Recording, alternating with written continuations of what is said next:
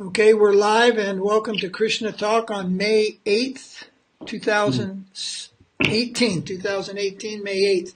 So this morning's Let's Talk is going to be short. I mean, it's not like an hour or hour and a half. It's going to be probably 15, 20 minutes, something like that. And when it's posted on YouTube, the title is going to be Let's Talk Differences of Opinion, Relative and Absolute. So I'm going to ask Goswami to read one of the complaints that we have received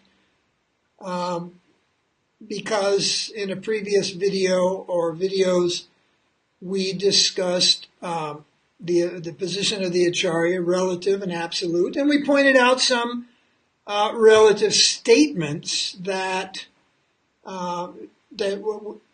statements that Srila Prabhupada had made, which we felt were relative. They're not absolute. They were not the kind of statements that you would necessarily take as absolute. That they were relative. These were political types of statements. When His Divine Grace made a statement about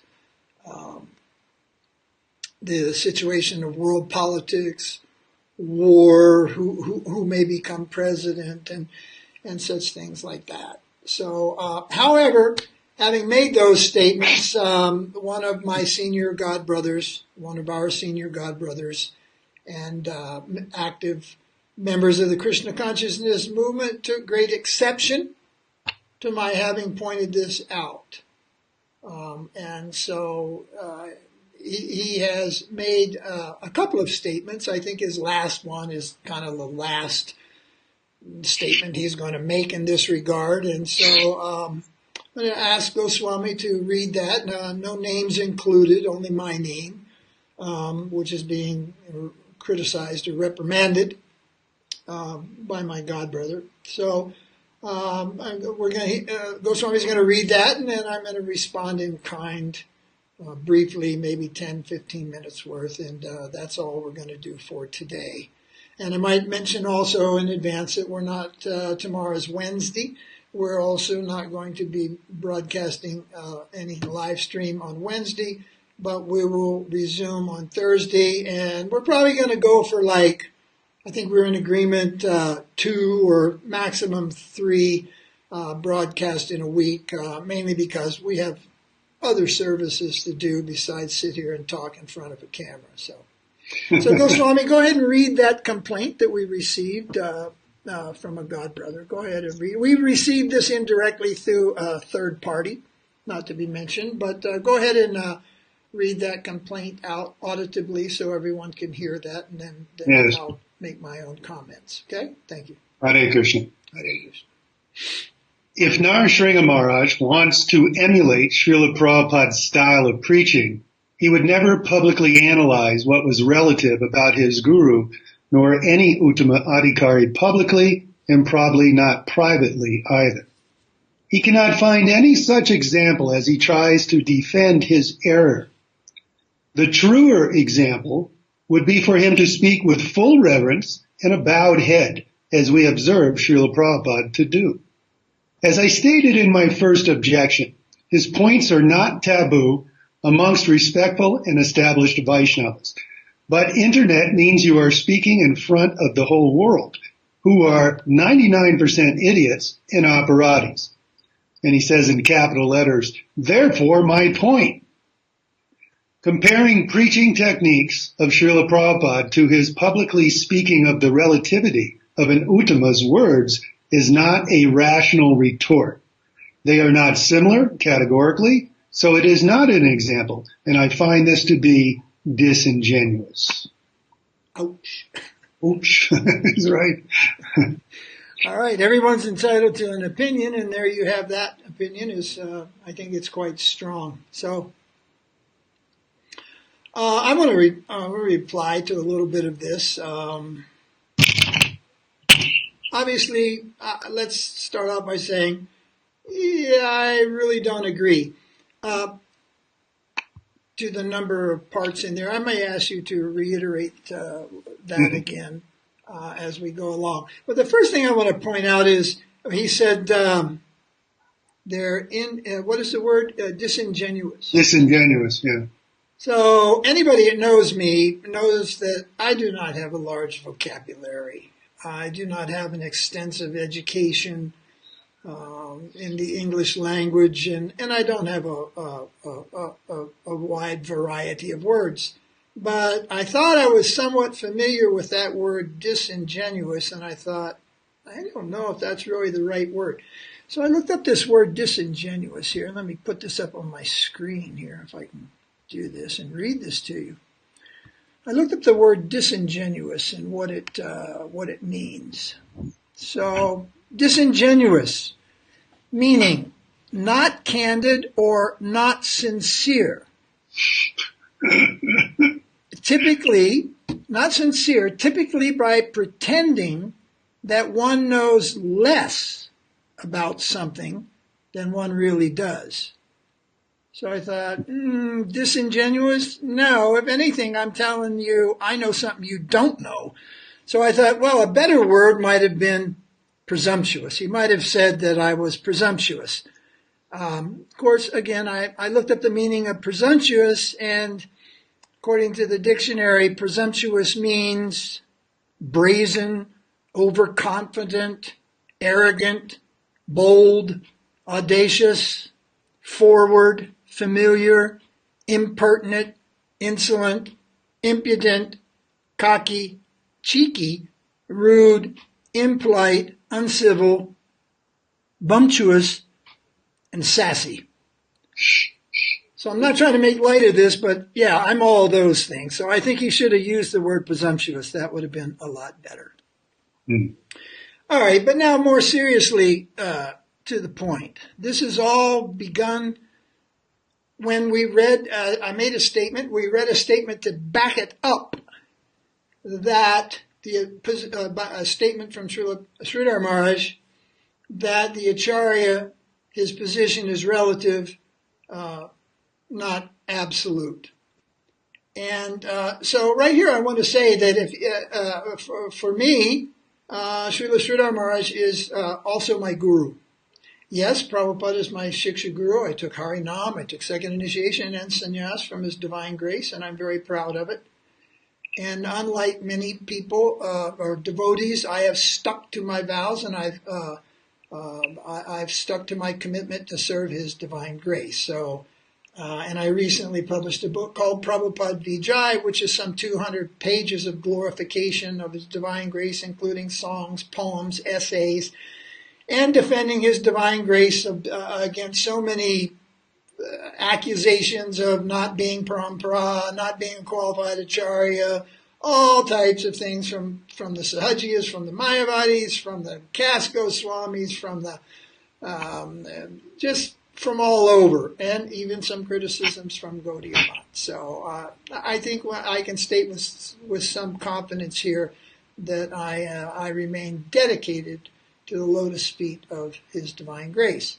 However, I also have a Shiksha Guru who I put in the category of Sadguru, and that is Srila Sridhar Maharaj.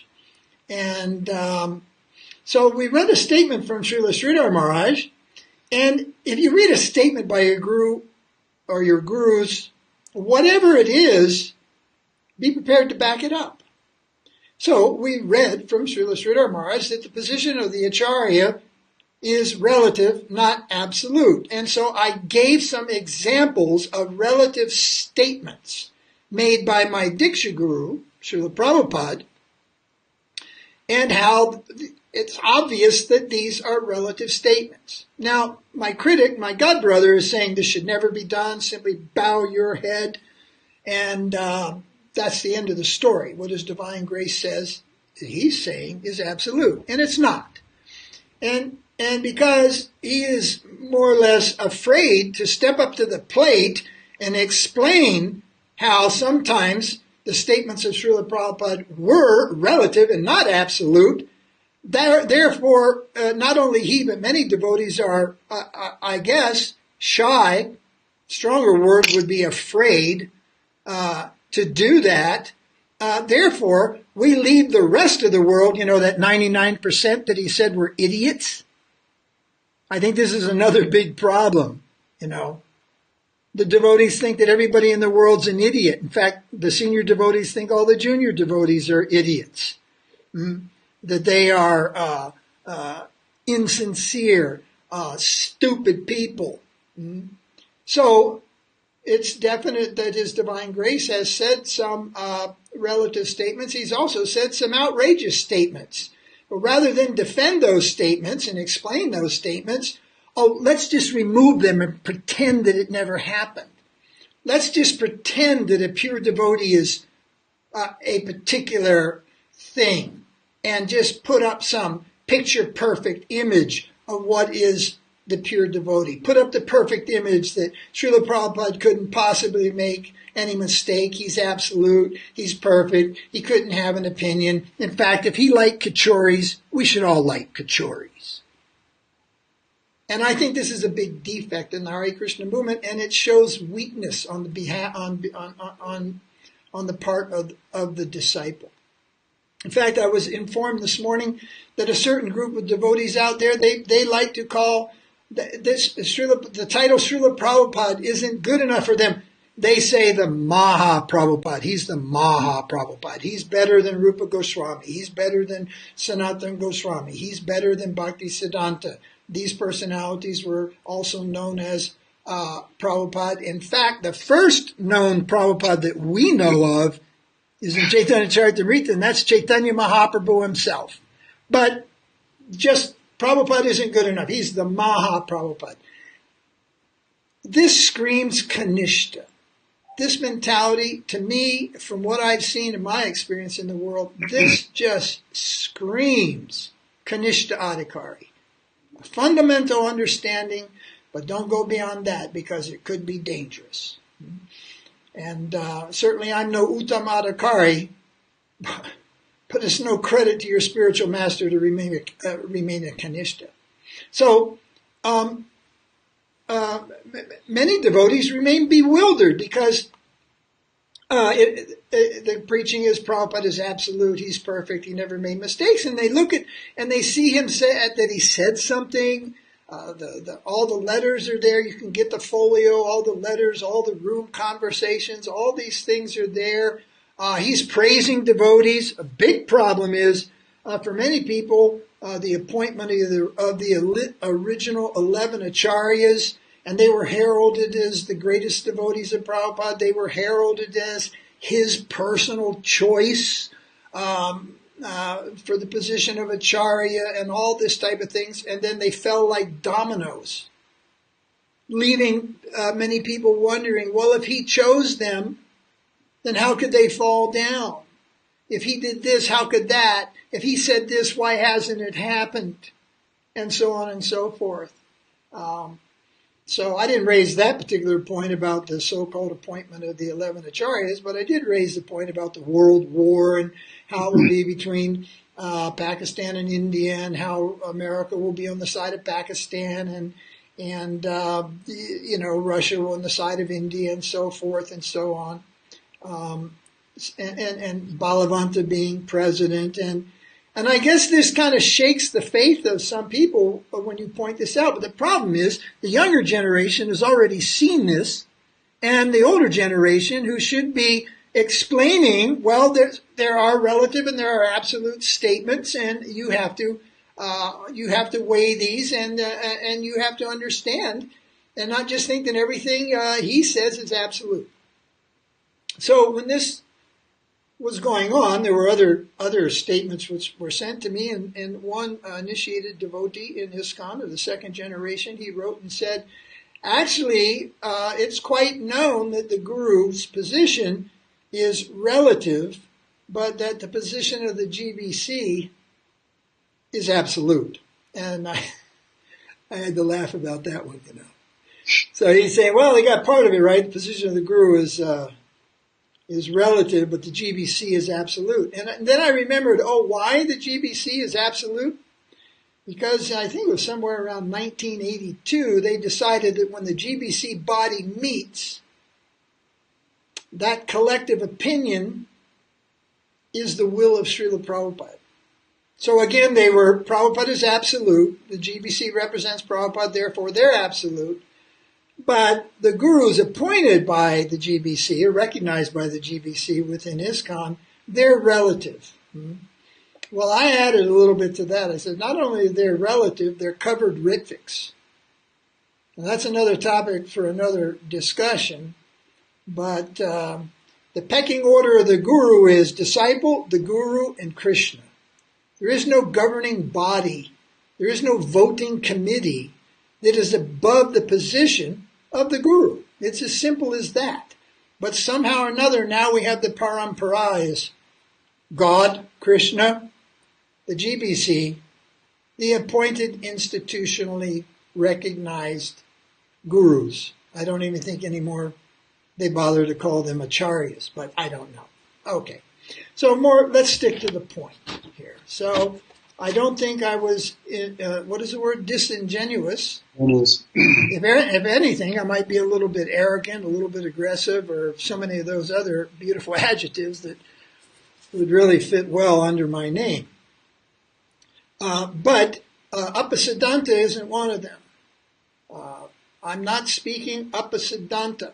I'm explaining the Siddhanta with practical issues and questions that arrive in many devotees' minds all over the world, not into the numbers of dozens, but into the numbers of thousands. Unfortunately, in one sense, and fortunately for my critics, these videos are not watched by the whole world. I doubt very much that the envious idiots of the world, as my godbrother has proclaimed 99%, those people, they're not going to tune in to or watch my videos.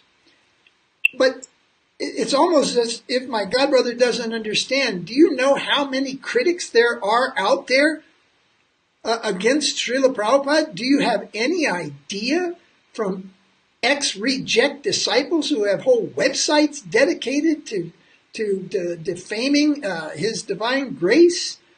People who make fun of the statements in Srimad Bhagavatam and in our books about the universe, how the world is held up by 4 elephants and all these things. There are so many things from that. I'll give you one example. You'll find in the Bhagavatam, I believe it's first canto, somewhere in there, Srila Prabhupada says that the 5 sons of Kunti. He mentions the 5 sons of Kunti. Well, way back in the 1970s, some Hindu gentleman, or it might have been 1980, something like that, some Hindu gentleman wrote to discredit Srila Prabhupada as a bona fide acharya because he didn't split the hair that Kunti didn't have 5 sons. Kunti had 3 sons and Madri had 2 sons. You see, Sahadeva and Nakula were the sons of Madri, not the sons of Kunti. But after Madri entered the funeral pyre, when Pandu left the world, then Madri entered the funeral pyre, and Kunti then raised the Sahadeva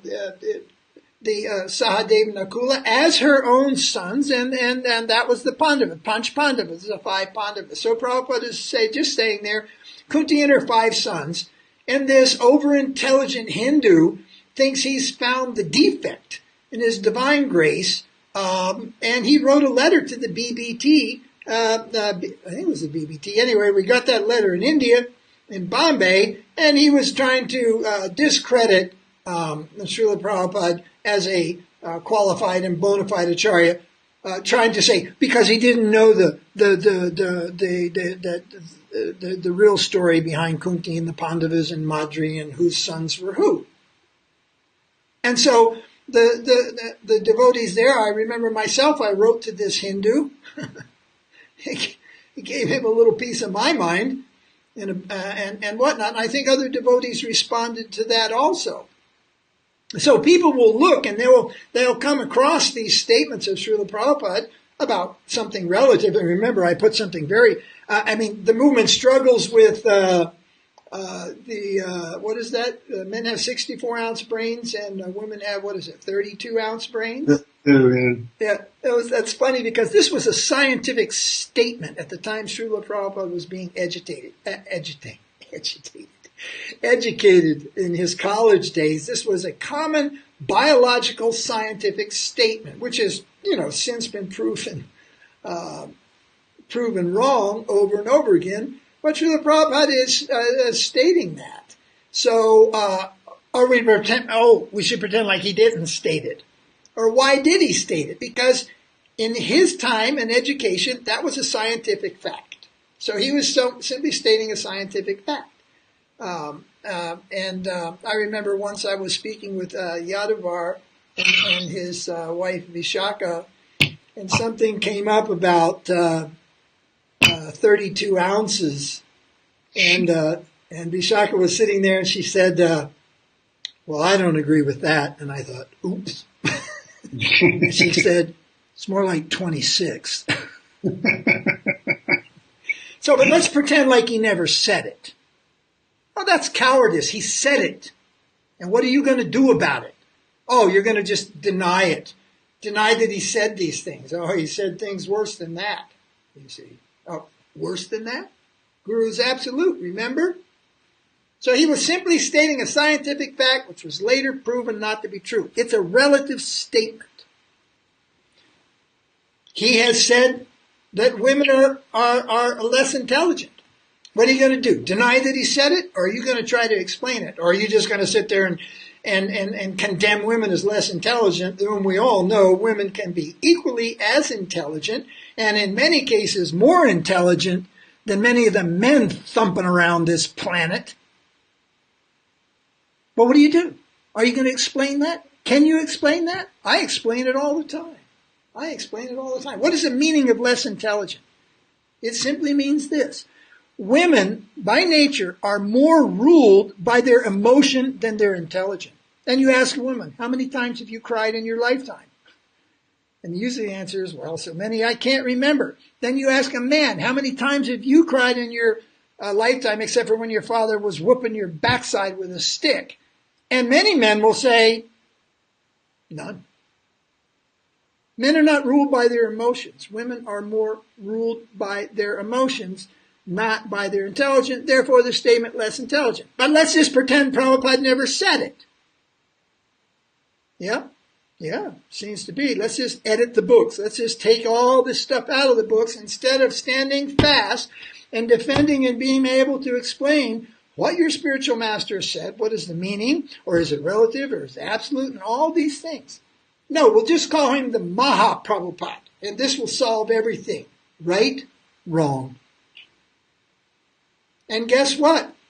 Although the old guard may be satisfied just to sit there and say nothing, the next generation, the second generation, and now in some cases the third generation, they're inquisitive. They don't accept the same thing. It's almost as if the Prabhupada generation is sitting there going, man, I got Prabhupada, man. I'm a Prabhupada disciple.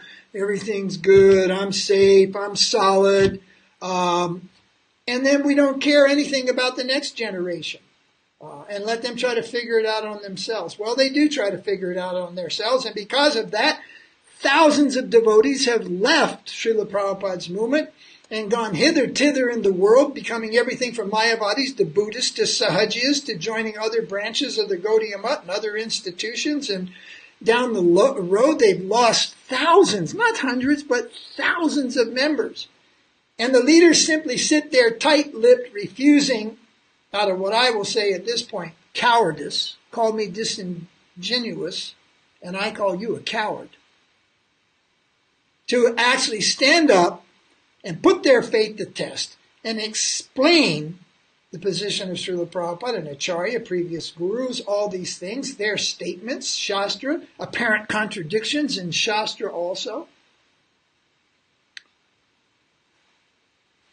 If you want to just sit at home and polish your beads, that's fine. But when you want to preach, you have to be prepared for all these things and more. Now let me just shift gears a little bit here, and I'm going to run over to this something that I mentioned that no one really responded to.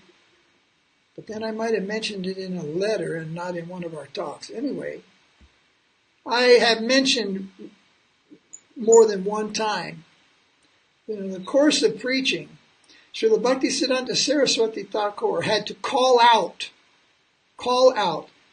and rebuke the Diksha Guru of Bhaktivinoda Thakura.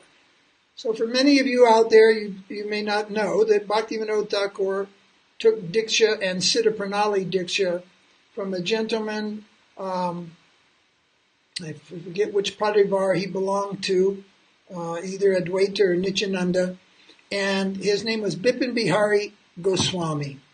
And there's a long story behind that. But as time progressed, Bipin Bihari Goswami and Bhaktivinoda Thakura became at odds with one another.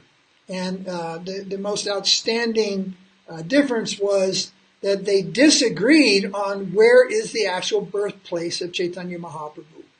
And Bipin Bihari Goswami said it was across the river in Navadvip town, in the place they refer to as Prachin Mayapur. And that's on the Dweep, Kola Dweep. And Bhaktivinoda revealed, and there's a long history about that, the birthplace of Mahaprabhu is on Antar Dweep, which is the present-day Mayapur that most devotees in the Western world and Gaudiya know today as the birthplace. They disagreed. The Diksha Guru and Bhaktivinoda vehemently disagreed on this. There were other points as well as regards Siddhanta and all these different things, but Bhaktivinoda always kept at least a marginal, not marginal, he kept a visible respect, but he kept his distance from Bipin Bihari Goswami, and he accepted Jagannath Das Babaji as his Sadguru, as his eternal link in the parampara to Chaitanya Mahaprabhu. So I've said this many times. And I've said that Bhaktisiddhanta published in print, in print. Now, also let me mention that Sridhara Maharaj has published in print the statement that the Acharya is relative, not absolute. And so, therefore, you can't blame me for explaining what that means and giving an example. What my god brother is saying is he should have never pointed this out. Sridhara Maharaj should have never pointed this out to begin with. I'm not quite sure what he's saying there. But anyway, I want to go to this thing. I'm going to read this. It's a little bit long, but if you bear with, you'll see very clearly, and then we might discuss a little bit. So this appeared in the Sajjatoshini magazine in the 21st issue in 1915. So anybody out there listening who was born by 1915?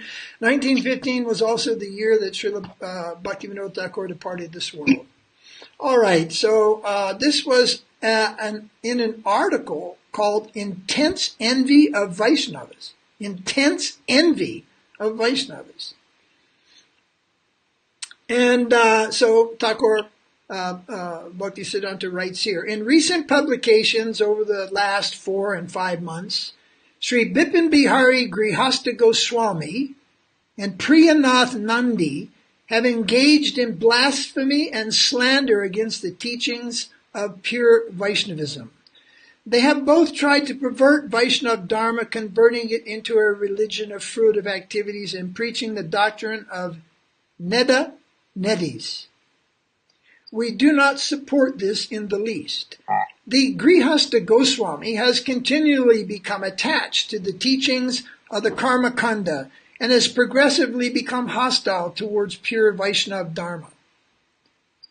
Priyanath Nandi and Brajamohan Das have opposed Sri Mayapur, and Sri Bipin Bihari Grihastha Goswami has agreed with them by supporting their argument that Dopadi or Satya Kulia village is actually Kulia.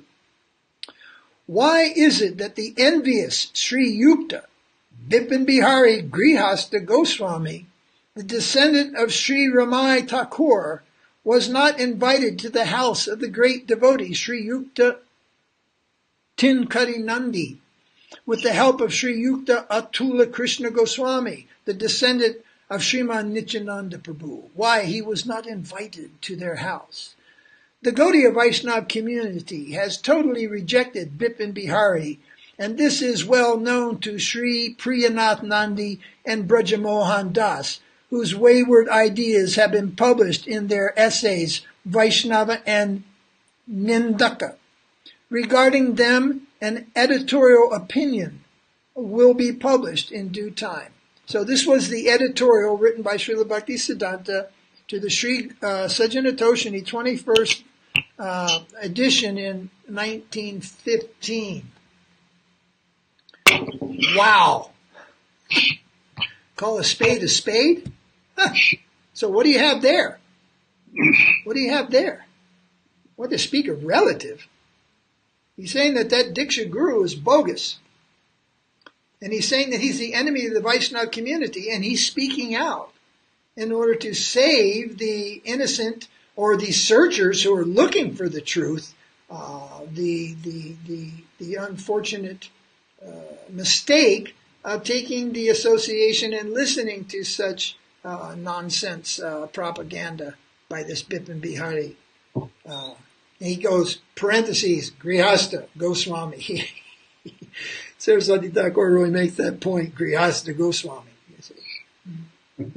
So where does that fit into relative, absolute, one shouldn't say anything? What the it's not, I mean, did my godbrother think I'm criticizing Srila Prabhupada? I'm not criticizing, I'm explaining to those people who are coming onto the scene that yes, Srila Prabhupada, like many acharyas, have made relative and they've made absolute statements. So where do you put this statement of Srila Bhakti-siddhanta? Well, some people may say it's offensive. In fact, they do. In fact, they do.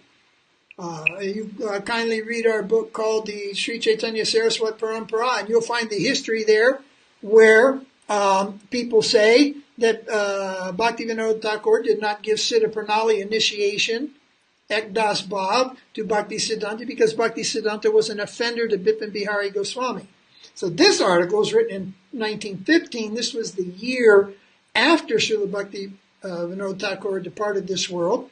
It was written, this editorial was written a short time afterwards, but apparently Bhakti-siddhanta had sussed out Bipin Bihari as a Sahajiya long before this article was written also. So people say, yes, Bhaktivinoda did not give him Siddha Pranali because he was an offender to Bipin Bihari. Well, it's a fact. He didn't give him Siddha Pranali initiation, Ekdas Bhav. But it's not a fact that he was an offender, because the offender is Bipin Bihari Goswami himself. Not only offender, but Sahajiya. Sahajiyas are automatically offenders. So, you don't know the history. Therefore, years ago, when ISKCON was attacked and this statement was made, the intellectuals of ISKCON at the time on this internet group called VAST, something to do with Vaishnava Advanced Study Group or something like that, they could not say anything in retaliation, and they were just swallowing down this statement. And then one devotee named Agraya Prabhu, I don't know where Agraya Prabhu is anymore these years, but he wrote me and asked me if I could, would I get into the fray? Did I know anything about this history? And certainly I did. And so I defended the whole situation. But because of not knowing and then not stepping up to the plate and really defending the position of Bhakti-siddhanta, the position of Prabhupada was getting automatically lost, and they were losing the argument. So it's not that we invite these things and go looking for problems and criticisms and such things, but these criticisms are already there. There are so many criticisms made against Srila Prabhupada. And if you want to just stick to your guns and go, no, the world is flat, you're not doing His Divine Grace any service. No real service, actually. So if you want to preach, then you have to prepare to fight. Especially all of you sannyasis out there in the world today. There are hundreds of them. We all are honored to be called Maharaja. Well, Maharaja means great king. So what? You all got a harem out there? Or are you living in opulence like great kings? Is that why you're called Maharaja? Well, look in Srila Prabhupada's books and you'll find out why a preacher, a sannyasi, is called a Maharaja. He explains because we are to go onto the field of battle and fight against ignorance. And we are to defend and give protection to the devotees. So the position of the Guru is relative, not absolute. What are you going to do to explain that? Do you have any example to explain that? Yes, we have many examples to explain that. And those things do not minimize or challenge Srila Prabhupada. But what I'm sensing is that sometimes these explanations challenge the faith of what should be senior devotees, who should be well beyond that at this point. They should be well beyond having their faith challenged, because something Srila Prabhupada said about politics and world war didn't happen yet. You see. So anyway, I said this is just going to be a short take. We'll respond there. I don't expect my critics to watch this, but I just wanted devotees to know it's not all about flowers and roses. We get hit with some criticisms. We get called names. We get accused of abandoning Srila Prabhupada, of criticizing Prabhupada, of minimizing Srila Prabhupada. It's actually, well, I wouldn't say it's funny because it's a serious matter, but apart from that, I have to depart from the seriousness of it and say it's actually quite hilarious. Anyway, that's it for today. Just a short little blurb, blob there, whatever you like to call it. So we'll be back in a few days to discuss some other topics. Moving on, we're not going to just allow ourselves to get hammered on and on about this. But if you have any doubts or questions, you're welcome to write to myself or Goswami or Giri Maharaj and voice your opinions. That is also welcome. I suspect we'll be hearing some opinions on this particular broadcast. I hope so. Yeah, it's important. It's very important. Yeah. We'll hear some opinions. Those who are already in the flow and whatnot will probably appreciate. But those who are not, well, they're as they say, they're allowed their opinions. We're not afraid of their opinions. That should perhaps on the next broadcast or a future broadcast, Maharaj, this inability to understand the difference between preaching and Siddhanta, manifest this GBC as absolute, philosophy to cover it over. I would say one thing, that's absolutely ridiculous. Yeah, exactly. But it's obviously very dangerous, has led to all kinds of misconceptions, opposites to Siddhantas, deviations, whatever you want to call it. They can just sweep everything under the rug. We can't explain it philosophically. So therefore it's Mahaprabhupada, who we happen to represent, solves everything. And the younger generation isn't buying it, like you say. That's amazing. Every year in Vrindavan, usually in Kartik, I have conversations with usually not less than 3 or 4 very senior members of the International Society for Krishna Consciousness. These are GBCs, gurus, BBTs, and all you can be kind of guys. And it is so oh my God, it's almost depressing. There seems to be so little life and almost so, yeah. And then all through the year, I don't go out and, if anything, I'm criticized for not going out and preaching. I don't go out and look for people. I don't try to convert people, but I run into hundreds of people in the course of a year from the second and even third generation. In case you're wondering, there is third generation out there already of devotees, and they're not satisfied with the status quo answers, the absolute authority of the voting committees and so forth. And they're off looking for a deeper, clearer, more concise, Siddhantic understanding. But sad to say, they don't all end up in the right place. And a lot of these people, well, they're out there. I mentioned, and nobody has queried this, but, gurus themselves have abandoned Srila Prabhupada and signed off that Prabhupada is like a good Hindu preacher. And the absolute authority of the institution did nothing to counteract that. Damage control. Don't say anything about it. It will pass. Let's forget about it. So 300 some numbers of devotees and an initiating guru leave over statements that Srila Prabhupada made that could not be explained by anybody in the institution. But yet were supposed to be absolute, yet those statements contradicted previous acharyas. And so his name was Astarata. He was from Germany, and a guru, not a huge big guru, but a guru. If a guru has one disciple, that's enough, isn't it? Why lose one soul? What to speak of 50 or 100 or 300 or thousands? Because people come up and they explain things and they unexplain things. And the devotees cannot explain them in the proper way as per the way Srila Prabhupada stated them. They cannot qualify those statements of Srila Prabhupada and how they are both, they just don't, they can't qualify those statements. And so devotees lose faith. They lose faith in Prabhupada. They lose faith in his institution. And I'm telling you, by the thousands, they have left the shelter of his divine grace. Whose fault is that? That's our fault for not being able to speak up. But I'm being criticized for trying to explain relative and absolute. No, you shouldn't say this. It's a perfect picture. Everything Prabhupada said, just bow your head. It's all perfect. Yes, it's all perfect, but it's not all absolute. People are not the idiots and what else did he call them? Idiots and operatis. Oh, everybody's an operati, Everybody's an idiot. Everybody's an operati. This is Why preach? Why preach then? Yeah, right. Oh, we have such power. We're going to convert the idiots and the operatis. I think this is Kanishta mentality. So that's my counter adjective. My godbrothers called me in what's the word again? Ingenuous. Disingenuous. Disingenuous.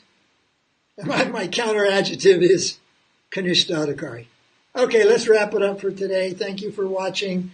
Your comments are welcome. I'd like to just say one more thing. This idea of the GBC being absolute is about the most disingenuous thing I've ever heard in my life. All right, we'll talk about that another time, okay? Everyone, have a nice day. Hare Krishna. Hare Krishna.